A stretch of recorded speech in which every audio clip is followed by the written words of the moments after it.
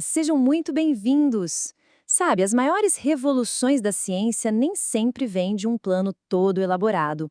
Às vezes elas simplesmente acontecem, por acidente, como uma luz inesperada num laboratório escuro. Hoje a gente vai contar a história de uma dessas descobertas, uma que nos deu o poder de ver o impossível. Pensem só nessa pergunta lá no final do século XIX. Parecia coisa de ficção científica, né? Saído de um livro. Só que em 1895, um físico estava prestes a tropeçar, literalmente, na resposta, mudando a medicina e o nosso mundo para sempre. A história começa agora. Então vamos lá. Nossa história nos leva para a Alemanha, direto para o laboratório do físico Wilhelm Conrad Röntgen. A Europa, naquela época, estava fervilhando com novas experiências sobre eletricidade e os tais raios catódicos, que eram um grande mistério. E o Röntgen, claro, era um dos muitos cientistas fascinados por eles. Pois bem, naquela noite de novembro, Röntgen estava lá, trabalhando com um desses tubos de Crookes. Ele cobriu o tubo todinho com um papelão preto bem grosso para bloquear qualquer luz visível. A ideia dele era bem simples: estudar os raios catódicos, que são invisíveis, sem nenhuma luz para atrapalhar. E o que diabos é um tubo de Crookes? Bom, imaginem uma ampola de vidro, quase sem ar dentro. Quando se aplica uma voltagem bem alta, um feixe de elétrons, os tais raios catódicos, viaja de um lado para o outro. Era a tecnologia de ponta da época para tentar entender o mundo subatômico. E foi aí que, com o laboratório no escuro total e o tubo todo coberto, uma coisa impossível aconteceu. Do outro lado da sala, uma telinha, que era coberta com um material fluorescente, começou a brilhar. Um brilho verde, fraco. Um brilho que não tinha como estar ali. Alguma coisa estava saindo do tubo, passando pelo papelão e viajando pelo ar até atingir a tela.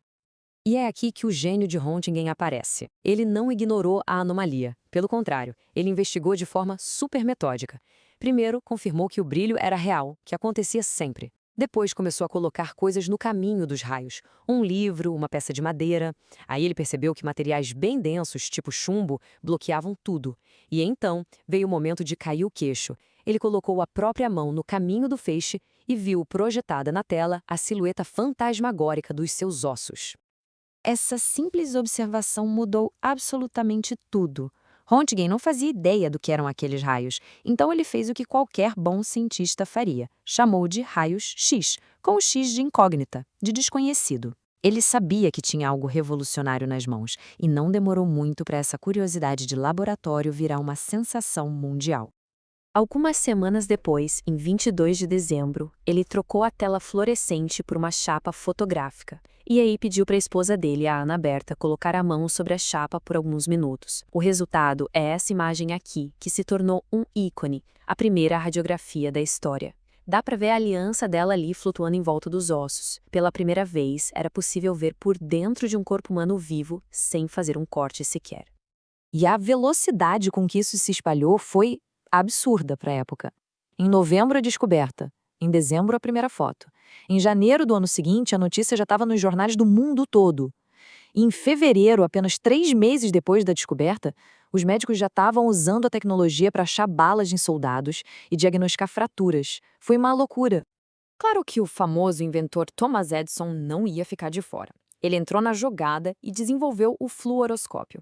Era basicamente uma tela portátil que deixava as pessoas verem as imagens de raio-x em tempo real, sem precisar revelar filme nenhum. Isso, claro, tornou tudo muito mais fácil e, bum, o uso da tecnologia explodiu. E aí começou uma verdadeira febre de raio-x. A tecnologia era tratada como mágica. Lojas de departamento faziam demonstrações públicas. Tinha anúncio de kit caseiro de raio-x do tipo "faça você mesmo". E, acreditem se quiser, sapatarias instalaram fluoroscópios para que os clientes pudessem ver os ossos dos pés dentro dos sapatos novos. Tudo isso, claro, sem nenhuma regra, nenhuma regulamentação. Pois é, mas toda essa fascinação, esse uso sem controle nenhum, tinha um lado bem sombrio. Ninguém, nem mesmo os cientistas, entendia direito o que era essa nova radiação. E existia um preço terrível a ser pago por essa ignorância. A descoberta era exatamente isso, uma faca de 2 gumes. De um lado, a promessa de uma ferramenta que parecia um milagre para a medicina.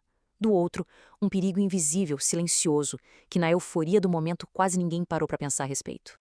É que assim, os primeiros aparelhos não tinham controle nenhum, emitiam doses gigantescas, absurdas de radiação. Os pioneiros, maravilhados com a descoberta, passavam horas se expondo outras pessoas a quantidade de radiação que hoje seriam impensáveis. A ficha começou a cair quando os efeitos colaterais apareceram. O próprio Thomas Edison, um dos maiores divulgadores da tecnologia, parou com as pesquisas. Em 1903, ele disse essa frase que chega a dar um arrepio, depois de ver o que aconteceu com o assistente dele e sentir os efeitos na própria pele. O custo humano foi terrível. Clarence Daly, o assistente do Edison, testava os tubos de raio-x colocando as próprias mãos na frente, repetidamente. Ele desenvolveu queimaduras horríveis. Depois, câncer, teve os 2 braços amputados e morreu em 1904. Foi a primeira morte registrada oficialmente por causa da radiação. E aqui no Brasil, nosso pioneiro, o Dr. Álvaro Alvim, que trabalhou com a própria Marie Curie, teve um destino parecido. Ele perdeu as 2 mãos e ficou conhecido como o mártir da ciência brasileira. Mas essas histórias trágicas, felizmente não foram em vão. Elas foram o grande alerta de que o mundo precisava. A partir daí, a ciência começou a correr atrás para entender os riscos e, principalmente, para criar formas de proteção. Um ponto de virada fundamental aconteceu em 1925.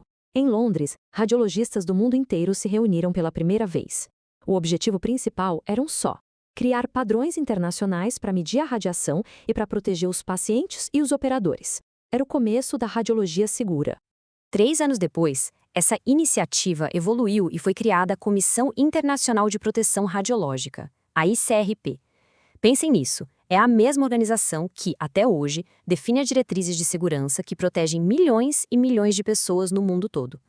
A partir daí, as coisas avançaram rápido. Foram desenvolvidos os aventais de chumbo, as telas de proteção, blindagem para os equipamentos e, talvez o mais importante de tudo, foram definidos limites seguros de dose. Tudo isso transformou a radiologia numa prática médica extremamente segura e eficaz. E tudo isso nos leva a uma reflexão final, né? A história dos raios-x é uma lição poderosa sobre esse equilíbrio tão delicado entre a inovação e a cautela. E a pergunta que fica no ar é: quais são as tecnologias de hoje que nos fascinam, que prometem mudar o mundo, mas que talvez tenham perigos ocultos que a gente só vai descobrir lá na frente?